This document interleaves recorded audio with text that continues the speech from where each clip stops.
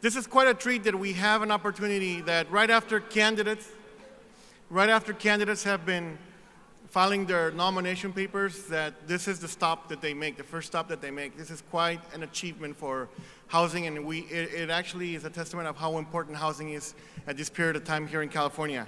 So please, our next gubernatorial candidate, please help me welcome former mayor of Los Angeles, Antonio Villaraigosa. Mayor, good to see you. Good to see you. Good to see you. Good to see you. Excited to talk to you about housing today. Thanks for making the time, last but not least. Well, thank you for making the time. Look at all these people. They've been here all morning. I think they're all excited to hear from you. And they're hungry. Mayor Villaraigosa, you have You're called... going to have to speak a little louder. You have called the housing crisis in California a man-made disaster. Please explain what you mean by man-made disaster and specifically what you would do to solve that problem. Well, it's a man-made disaster because in the middle of a mortgage meltdown created by Wall Street, the state balanced its budget on the backs of cities and counties and took more than $1 billion for housing and economic development. It's a man-made disaster because we have policies in many cities that don't provide for inclusionary zoning. The kind of density bonuses and parking variances and height variances that will help us pay for, 30% and more for affordable housing. It's a man-made disaster because you have too many communities who walk over the homeless and complain all the time about the number of homelessness and push back and sue every time you try to put affordable workforce homeless housing in their neighborhood. So that's part of why it's a man-made disaster. So if you could... And for some reason for you, your voice with me, I don't know what it is, it's reverberating. I'll speak loudly. I Yes. can talk louder. And slowly. Okay. Okay. We don't have a lot of time, but if you could just walk through what you see... We only have 14 minutes? If you could just walk through what you see as the solutions and specifically what legislatively you would do in your first year. Well, immediately, we got to bring back redevelopment. And it's got to focus in the initial years almost exclusively on housing. Housing for homeless, housing for affordable housing, workforce housing, also transit-oriented development and density, but particularly those three areas, one. Two, we've got to pass another bond after this one, almost immediately. After the $4 billion? Yes, because we need a lot more money. And I want to put it in a housing trust fund that will leverage tax credits and tax increment financing, as we did in LA. I had a $100 million trust fund in the middle of a recession that leveraged tax credits, more than $1 billion, working with groups like Enterprise, or I think it was Next Generation Fund. And so the state needs to leverage cities and counties to put up their own money. They have to have a plan for homelessness, workforce, affordable, transit-oriented development and density. And we've got to address a broken CEQA system. About 17% of all the suits filed on CEQA are fight housing, and that's just a fact. And also permitting reform. I made it free to open up a business in LA, and we doubled the number of small businesses. We went from 12 departments to 1 to develop in LA, and we're going to have to consolidate those efforts and streamline our permitting system so that we can build faster and for less. What kind of additional bond funding, what kind of dollars are you talking about? I'm going to go to all of you. You're the experts. I'm not an expert. I convened experts when I was... At the ceiling, have you thought about how high you would go? No, I haven't. But it'll have to be at least $4 billion. I think somewhere in the neighborhood of 6. This is a crisis of a magnitude that I don't think we've ever seen, at least not since the 1930s. I was born and raised in LA. I've never seen the number of homeless that we see today. I think since 2013, when I left, a 49% increase, and we were already the homeless capital of the United States. And it's not just LA, it's San Diego, San Francisco, Oakland, Sacramento. It's virtually, I think the number is, we have 20%, 22% of all the homeless in our state, and LA County has almost half of that. And a lot of, I mean, what you're talking about is short-term funding. What kind of commitment do you think is necessary to address the housing crisis long-term? Well, as I said,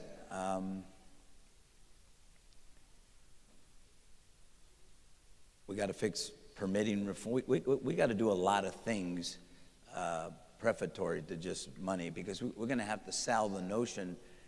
In order to put a bond up, you got to sell it to the public, and they got to see real tangible results at the end of the rainbow. When I did a $40 billion bond to build three light rail lines and one busway in LA, we accelerated the building so that people could see it, and then they did Measure M, which was more than $100 billion. So the state, in putting up the money, is going to have to make the case to the public that we need to put up more money. I don't think $10 billion, if you look at a 4 and a 6, is going to address the crisis in quite the way that we need to going forward. As I said, I do believe that we need permitting reform as well, and we've got to challenge this notion that communities won't build workforce, affordable, and homeless housing in their communities. When I was mayor, everybody wanted to build permanent supportive housing for the homeless downtown, even though they lived in Van Nuys, Venice, Hollywood. They lived everywhere. And we're going to have to incentivize and even push these cities to address the fact that everybody's got to pitch in. When you talk to the private industry, the investors who actually really build the housing, if we're being, if we're talking about who actually puts the capital forward, one thing that they often talk about is challenges with not enough labor, not enough people in the labor force, not enough construction workers, the extreme high cost of construction and building. What specifically, can you outline what you would do to bring down those construction costs? Well, I was an infrastructure mayor, and again, in the middle of a recession. We didn't just do $40 billion for transit, $4.5 billion at the airport. We built more schools than any city in the United States of America during that 8-year period of time. $1.5 billion at the port. Community college modernization. So we were focused on infrastructure, but we were also focused on training the workforce. We are going to have to train a workforce. We did project labor agreements that made sure that we were hiring in high unemployment, high poverty areas. You're saying project labor agreements are going to play an important role in this conversation? Not as much in housing as in big infrastructure projects, yes. Housing is a little different, but particularly affordable housing. But the point I was making, because you were asking me about training, as a part of those projects that we did, we had a focused effort on training the workforce, training people that had come out of prison, training people, as I said, in high unemployment, high poverty areas. We're going to have to focus on, if we want to build infrastructure, not just housing, and I know this is a housing conference, if we're going to build infrastructure, we are going to have to address the paucity of trained workforce that we have. And that means we have to work with our community colleges, we work with our union apprenticeship programs, and work to increase that pool of labor. Even if California does build the level of housing that you're talking about, would take years. It would take years to pencil out and actually get those units ready for people to move into. Renters are struggling today. Renters are struggling today. Residents? Renters. Tenants.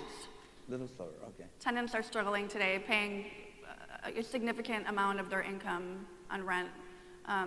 What would you do to address the challenges renters are facing? Well, first of all, let's talk about Costa-Hawkins. I didn't vote for it. I was one of 16 people that didn't vote for it. And I didn't because I saw some of the flaws. What I've said is many want to repeal it. I've said, let's put it on the table, because I know the resistance that developers have had over the years for inclusionary zoning and really increasing the percentage of workforce and particularly affordable and homeless housing. So I want to use that as a bargaining chip, if you will. When I was mayor during the housing meltdown, we worked with housing advocates to push back on people that were getting thrown out of their homes as a result of the mortgage meltdown. We worked with HUD to reclaim houses that had been foreclosed and opened it up to new homeowners and renters. And the state is going to have to participate in that as well. So you said put it on the table, and I've heard you say that once before. What do you mean by put it on the table? Well, I just said it. Put it on the table for the purpose of leveraging things like inclusionary zoning, density, and the like. And if There'd be a trade-off then. and if it's a trade-off. And if the people coming to the table are unwilling to do what we need to do to increase the supply, then you're darn right. We'll have to repeal it, do whatever, amend it, do whatever we need to do to address the fact that rent prices are out of control in places, well, throughout the state, but particularly the Bay Area, LA County, and San Diego. We're low on time, but I think we have to talk about homelessness because your city, Los Angeles, has gained, I think, a notoriety for its problems, and some have traced the problems back decades under your watch. What did you learn when you were mayor of Los Angeles, and what didn't work, and what would you do differently statewide? Well, it does trace back decades, including during my period of time. In the 8 years I was mayor, I did 2,500 units of permanent supportive housing for homeless. They did 726 in the 12 years before that. And yet 2,500 was a drop in the bucket. I think we had 44,000 at the time homeless. So I think what you learned is how difficult, we're not a city and county both, how difficult it is to merge cities and counties in terms of cities build the housing, the county provides the services. And most of the experts believe in a housing first strategy, but in a housing first strategy that has, supportive services around it. So what happened to us, because we couldn't force the county to place the housing in the areas that we needed, we didn't put the chronically homeless in those housing in the numbers that we wanted to. We put a lot more families. So I think the state is going to have to figure that out and make sure that cities and counties are working together more cooperatively and collaboratively. I think that's an important issue. And as I said, during that time, it was the middle of the mortgage housing meltdown, the middle of the recession, and they took the tools that we needed for tax increments and the like. So that's why I want to bring back redevelopment. So those are a couple of the things I've learned. And then the third thing I think I mentioned, and that was that, too many cities, too many communities, because remember LA is, a big giant city of 4 million. Too many communities could too easily push back and say no. And we're going to have to address that. I want to start off with incentives, kind of like, would do with Costa Hawkins. But if necessary, in order to deal with this man-made disaster, we're going to have to push back and do by right. Because as I heard was mentioned here, according to McKinsey, we need 3.5 million units of housing by 2025. By the time any of us get elected, it'll be 2019. By the time we put the stakeholders together to strategically lay out how we do it, we'll be a few months down the line. By the time we put another bond on, even further. So we got a lot of work to do, and we've got to treat it with the urgency of now. So in terms of the permanent supportive piece you're talking about additional funding as well, just to be clear? Yeah. In fact, I think this bond, $4 billion bond? the problem with the $4 billion bond you know, with the veterans piece, it's to purchase homes. I think the biggest crisis in the veteran community, frankly, is homelessness. And yes, we need to carve out a big chunk for homelessness. A big chunk of rental? Funds. Oh, funds. I see. Okay. Okay, well, we're running low on time. Is there anything else you want to say in closing? Got another question? Anyone want to throw one out? You kind of touched on. I'm here. Well, okay. You kind of danced around this a little bit, but there is tension right now between cities and counties and the state's role in terms of addressing this problem. I didn't dance around it. I was pretty clear about it. Well, there's more than tension. There's the lack of cooperation. Drill down on what role you think then, what responsibility the state has. Would you, instead of encouraging, I mean, if you could just talk about what... Well, I would incentivize them to collaborate, and then kind of like communities, if they refuse, then I would force them to collaborate through legislation. Yeah, we've got to treat this like a crisis. Luckily, today, LA County and LA City are working very close together. It kind of started toward the tail end of my administration, but in the beginning, it was really difficult. And so where cities and counties aren't working together, yes, the state has to incentivize them to do that, but where they're not doing it, you know, force them to collaborate so that we can really maximize our efficiency with respect to homelessness. One more thing, actually, now that I think about Oh, you get it. another one. Time's up. I can keep going. I can go all day. See what happens? Well, when you're having fun? I know we're in a housing conference, but you and your opponent, one of your opponents, Gavin Newsom, have gone head-to-head on the single-payer issue. I wonder what you see as the main difference between, you guys have both called for at least 3.5 million, and you have very similar kind of outlooks, and you both have the experience of being a big city mayor, but what do you see as the main difference between the two of you, and how you address the housing challenges? Well, you're right. I was a big city mayor, 4 times bigger than San Francisco. And very importantly, and I didn't say it to make people laugh, but very importantly, the 14th poorest in the United States. 67% of LA comes from Asia, Africa, and Latin America. 44% are foreign born. There's a complexity to the city of LA that is a little different, frankly. But with respect to the differences, we don't differ on single payer. I've said I support single payer as a concept. What we differ on is, and we both believe in universal health care. What we differ on is SB 562.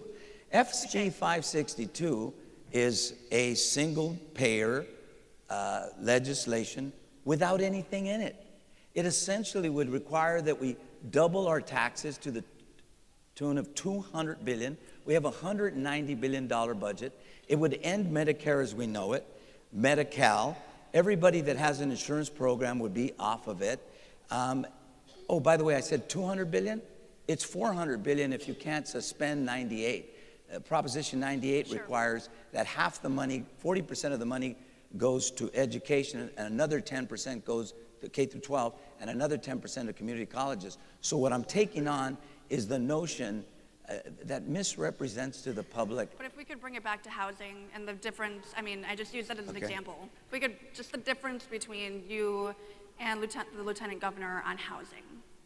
Oh, I thought you were asking me a difference. I was just using that as an example of how you've kind of gone head to head on an issue.